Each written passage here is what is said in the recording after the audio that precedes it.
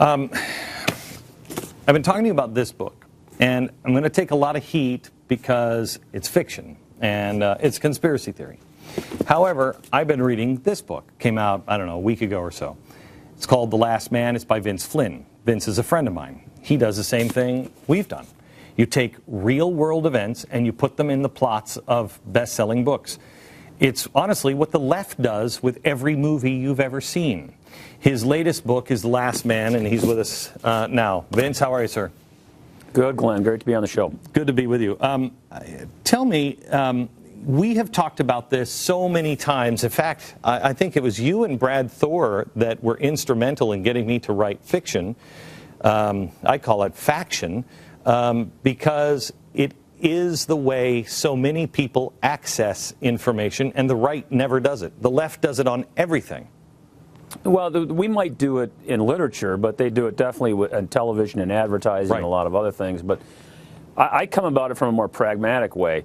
I want to entertain and educate at the same time, but you have to make a plot believable. If nobody's going to buy into the story, and this is kind of a funny deal as an aside, there's all kinds of aspiring writers out there who are journalists and lawyers. And they go and they write their novels, and the hero is a journalist or a lawyer. and at the end of the day, it's a hard sell. And in my books and Brad's and Daniel Silva's and a lot of other people, the heroes are, they're law enforcement, men and women in the military, CIA, stuff like that. They're not a politician. They're not a lawyer. They're not a journalist. Because nobody... When is the last time you saw one? Woodward and Bernstein were the last hero journalists. Honestly. Well, and compare that to Benghazi today, and you're like, really? We tore our country apart because of that? But you know what? And you look at that. Somebody said to me a long time ago, and it's true, truth is stranger than fiction because fiction has got to make sense. And life doesn't even make sense anymore. I mean, look at it. This is actually from Agenda 21. This is a brochure, The Global Assessment of Light Pollution on Impacted and Protected Areas. And it's how they have to move people into different areas of the country, get them out of the wilderness areas because of light pollution. Nobody would believe that in a fiction book.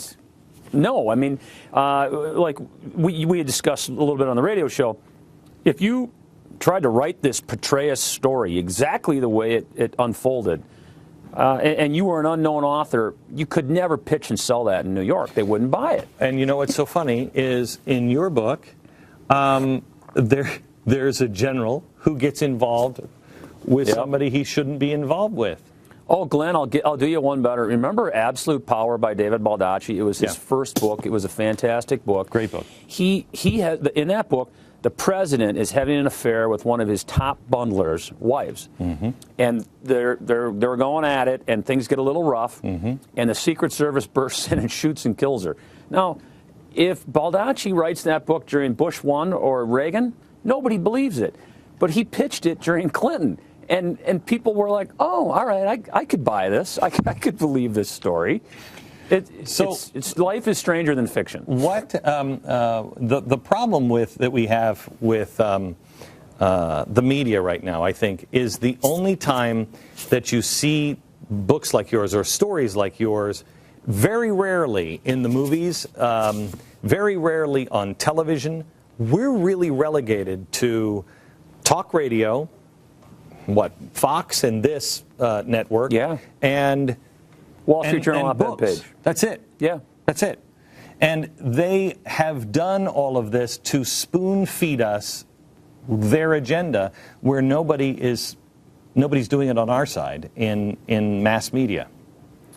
Well, certain people try, but out in Joel Surnow and those guys from 24, they had to basically, until they were successful, conceal the fact that they were conservatives.